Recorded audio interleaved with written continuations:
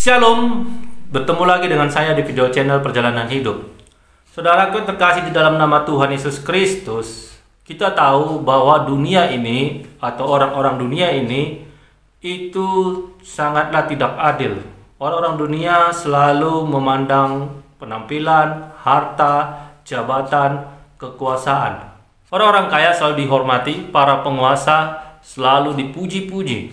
Tetapi orang yang miskin itu selalu dilupakan, direndahkan, bahkan dihina. Apalagi kalau dia seorang janda. Udah statusnya janda, miskin pula. Janda ini pasti akan mendapatkan penghinaan demi penghinaan dari orang-orang yang melihatnya, dari orang-orang di sekitarnya. Itulah dunia ini, saudaraku. Tetapi pada video kali ini kita akan membahas bagaimana Tuhan Yesus Kristus yang adalah Allah itu memandang berbeda dengan pandangan manusia. Tuhan Allah kita yang kita kenal di dalam nama Yesus Kristus itu tidak pernah memandang penampilan sebagaimana manusia selalu melihat penampilan, melihat harta, melihat kekuasaan. Tetapi Allah kita itu selalu melihat hati. Seperti yang tertulis dalam kitab Markus 12 ayat 41 sampai ayat 44. Pada kisah ini kita semua pasti sudah tahu bagaimana Tuhan Yesus Kristus memuji persembahan seorang janda yang sangat miskin, di mana jumlahnya memang sangat kecil sekali, yaitu 2 peser 1 koin, yaitu persembahan yang paling kecil di antara orang-orang yang memberikan persembahan pada saat itu di bait Allah. Tetapi justru persembahan itulah yang dipuji oleh Tuhan Yesus Kristus. Kenapa? Mari kita bahas pada video kali ini. Dengarkan sampai habis supaya kita semakin menyadari betapa berharganya kita di hadapan Tuhan Yesus Kristus. Ada 3 pesan yang bisa kita pelajari dari kisah si janda miskin yang mendapat pujian dari Tuhan. Pesan yang pertama adalah dunia memang selalu memandang rendah kepada orang-orang miskin. Tetapi Tuhan tidak pernah melihat penampilan manusia. Tuhan hanya melihat hati manusia itu. Seperti yang tertulis dalam kitab 1 Samuel 16 ayat 7, di mana manusia itu selalu memandang penampilan luar saja. Tetapi Tuhan kita yang Maha Kuasa itu selalu melihat hati, selalu menembus kedalaman hati kita. Itulah Tuhan. Manusia memandang harta, memandang kuasa, memandang jabatan, memandang rumah. Bahkan di gereja sendiri manusia sering sekali memandang jumlah persembahan. Itu makanya kadang di gereja-gereja selalu ada pengumuman persembahan dari orang yang paling banyak memberi persembahan. Karena itulah sifat manusia. Tetapi Tuhan tidak memandang itu. Tuhan memandang kedalaman hatimu. Tuhan memandang jauh, masuk, menembus relung hatimu. Itulah Tuhan. Tuhan bisa tahu motivasi dari seseorang dalam memberi persembahan. Apakah dia memberi karena cinta atau karena kasih kepada Allah? Atau dia memberi hanya sekedar formalitas, memberi supaya mendapat pengakuan atau pengagungan dari manusia.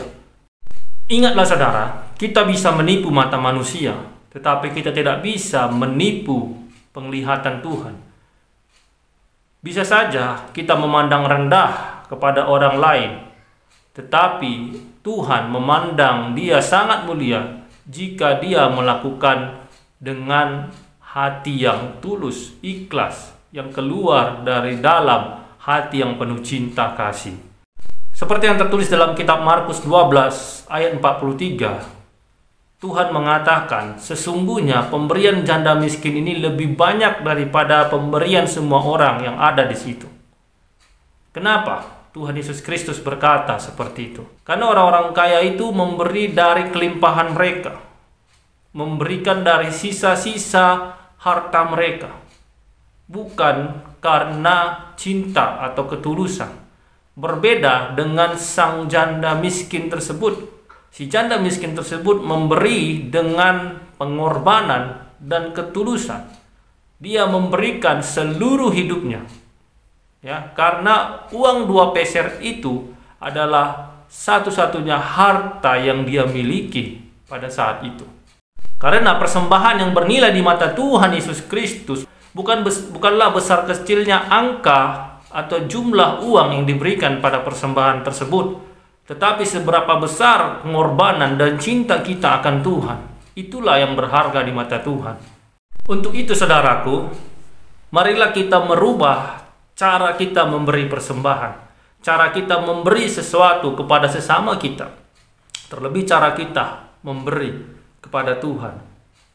Perbaiki motivasi. Jangan kita memberi hanya karena formalitas, jangan kita memberi hanya karena ingin dipuji-puji. Bahkan tidak jarang orang-orang beribadah saat ini memberikan persembahan, itu memberikan uang dengan jumlah yang mungkin jumlahnya lumayan, tetapi itu diberikan atas dasar kesombongan hati, atas dasar keegoan, bukan karena mencintai Tuhan. Bahkan pada saat ini banyak orang memberi itu berdasarkan sisa-sisa dari uang yang dia belanjakan, ya. Bukan karena keikhlasan, tapi karena keterpaksaan atau karena formalitas. Kalau beribadah itu harus memberi persembahan. Itulah yang tidak bernilai di mata Tuhan. Pesan yang kedua yang kita dapat dari kisah ini adalah memberi dalam kekurangan itu membuktikan iman yang sejati. Dalam kitab Markus 12 ayat 44, Tuhan Yesus Kristus menjelaskan kenapa persembahan si janda miskin ini lebih banyak daripada persembahan orang-orang kaya. Karena orang-orang kaya itu memberikan dari kelimpahannya. Artinya dia hanya memberikan sebagian kecil dari yang ia miliki. Tetapi si janda miskin itu memberikan seluruh hidupnya. Karena seperti yang Tuhan Yesus Kristus katakan, si janda miskin ini memberikan 2 peser uang itu, yang mana uang itu adalah satu-satunya harta yang dia miliki saat itu. Artinya si janda itu memberikan seluruh hidupnya untuk Tuhan. Jadi kalau kita memberikan perbandingan saudaraku, persembahan si janda miskin ini adalah 100% hartanya. Sedangkan orang kaya itu mungkin memberikan hanya 0,00001 dari jumlah hartanya. Jadi kalau mau disamakan banyaknya persembahan itu di mata Tuhan, maka si orang kaya itu harus memberikan 100% hartanya. Artinya memberikan semua yang dia miliki kepada Tuhan. Itulah yang membuat Tuhan Yesus Kristus berkata bahwa persembahan si janda miskin ini jauh lebih besar daripada persembahan orang-orang kaya itu. Jadi meskipun orang kaya itu memberikan persembahan dalam jumlah yang sangat banyak, tetapi di rumahnya, di kantongnya, di brankasnya dia masih punya cadangan harta yang berlimpah. Sedangkan si janda miskin ini ketika dia memberikan persembahan itu, dia tidak punya apa-apa lagi. Makanya persembahan yang dilakukan dengan iman yang sejati itu adalah persembahan yang diberikan bukan karena kita masih memiliki sisa cadangan, kita masih memiliki simpanan, tetapi persembahan yang sejati adalah persembahan yang diberikan karena sebuah motivasi bahwa hidup kita itu tergantung kepada Tuhan, bahwa kita hanya bersandar kepada kekuatan Tuhan, sehingga kita mampu mempersembahkan yang terbaik yang kita bisa berikan kepada Tuhan. Karena kita menyadari hidup ini hanyalah anugerah Tuhan. Hidup ini tidak bisa dijalani kalau bukan Tuhan yang berkarya. Itulah persembahan yang sejati saudaraku. Itulah persembahan yang disukai oleh Tuhan, yaitu persembahan yang memberikan seluruh hidup kita. Persembahan yang diberikan dengan motivasi bahwa tidak ada yang bisa kita berikan selain hidup kita yang kita gantungkan, yang kita sandarkan hanya kepada Tuhan. Itulah iman sejati saudaraku. Seperti yang tertulis dalam kitab Amsal 3 ayat 5, dikatakan di sana, "Percayalah kepada Aku, Tuhan, dengan segenap hatimu, dan janganlah bersandar pada pengertianmu sendiri." Secara logika saudaraku, secara akal waras, akal manusia, memberi dalam kekurangan itu adalah perbuatan yang sangat bodoh. Bagaimana kita bisa memberi kalau kita kekurangan? Itulah logikanya. Tetapi iman itu mengajarkan kepada kita bahwa kita bisa hidup hanya dengan mengandalkan Tuhan. Iman mengajarkan kita bahwa Allah sanggup memelihara kehidupan kita. Kalau kita belajar bersandar penuh kepada Allah, maka kita akan menyadari bahwa Allah itu, Tuhan itu tidak pernah meninggalkan kita, saudara. Jadi, kalau si janda miskin itu berani mempercayakan seluruh hidupnya kepada Tuhan, bagaimana dengan kita? Apakah kita masih sibuk dengan logika-logika kita? Apakah kita masih sibuk mengejar harta duniawi ini? Kita tidak pernah memikirkan akhirat kita. Kita tidak pernah memikirkan kehidupan kekal kita. Mari kita renungkan, saudara. Pesan yang ketiga dari kisah ini, saudara, adalah marilah kita mengumpulkan harta kita di sorga. Jangan pernah kita mengumpulkan harta kita di dunia ini. Kenapa? Seperti yang tertulis dalam kitab Matius 6 ayat 19-20, ketika kita mengumpulkan harta dunia ini, maka ngengat akan membinasakannya. Sementara kalau kita mengumpulkan harta kita di sorga, maka kita akan memilikinya sampai kehidupan kekal kita. Itulah pesan yang ketiga. Jadi jangan pernah kita memberi itu hanya karena formalitas. Jangan pernah kita memberi dengan motivasi bahwa itu hanyalah untuk mendapat pujian manusia. Jumlah pemberian kita itu tidak berarti bagi Tuhan kalau motivasi kita dalam memberi benar-benar bukan karena pengorbanan, bukan karena penyerahan hidup kita sepenuhnya kepada Tuhan. Tuhan Yesus mengingatkan kita, saudara, bahwa harta duniawi ini tidak kekal. Harta duniawi kita bisa hilang, baik oleh bencana, pencurian, dan lain-lainnya yang tidak bisa kita kendalikan sepenuhnya. Tetapi setiap persembahan yang kita berikan dengan hati yang tulus, dengan pengorbanan dan kepercayaan penuh kepada Tuhan, itu akan tercatat di sorga untuk selama-lamanya, saudara. Dalam kitab Mazmur 51 ayat 19, Tuhan berkata, persembahan yang terbaik adalah jiwa yang hancur, hati yang remuk, hati yang patah, yang dipersembahkan sepenuhnya kepada Tuhan. Tidak akan pernah dipandang hina, saudara. Tuhan tidak pernah mencari kesempurnaan jasmani atau kesempurnaan lahiriah kita. Tetapi Tuhan mencari hati yang mau direndahkan di hadapannya. Hati yang remuk karena dosa dan mau bertobat dari semua dosa-dosanya. Itulah persembahan yang sangat Tuhan inginkan. Itulah persembahan yang sangat Tuhan muliakan di hadapannya. Jadi saudaraku, kalau selama ini kita hidup dalam kesombongan, Tuhan mau kita datang kepada Dia dengan hati yang remuk, hati yang mau diubahkan, dan hati yang mau bertobat.